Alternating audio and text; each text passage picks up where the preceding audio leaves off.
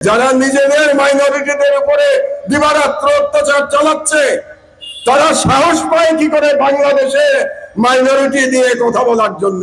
এই আজ কদিন আগে চট্টগ্রাম আদালতে যে ঘটনা ঘটে গেছে, এটা যদি ভারতে ঘটতো উল্টোটা, কোন মুসলমান সন্ত্রাসী যদি কোন হিন্দু আইনজীবীকে হত্যা করত, তাহলে এতদিনে ভারতে মুসলমানদের রক্তের হোলি খেলা শুরু হয়ে যেত। কিন্তু বাংলাদেশে আমরা হিন্দুদের সর্বরকম নিরাপত্তা দিয়ে আসছি এবং আমাদের আলেম ওলামা বৃন্দ তাদের প্রত্যেকটি বক্তৃতায় তারা হিন্দু নাগরিকদের নিরাপত্তা দেওয়ার কথা বলে যাচ্ছেন অব্যাহতভাবে।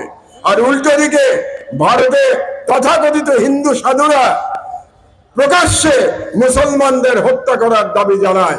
এই হচ্ছে বাংলাদেশ এবং ভারতের মধ্যে পার্থক্য।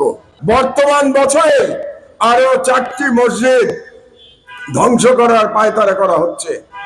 এমনকি আমাদের আজমির শরীফ পর্যন্ত, হযরত মঈনুদ্দিন চিশতির জায়গা, সেটা পর্যন্ত এখন নিয়ে তার উপরে হিন্দুরা দাবি করছে যে সেটা একটা মন্দির এবং সেটা আবার ধ্বংস করার পায়তারা শুরু হয়েছে।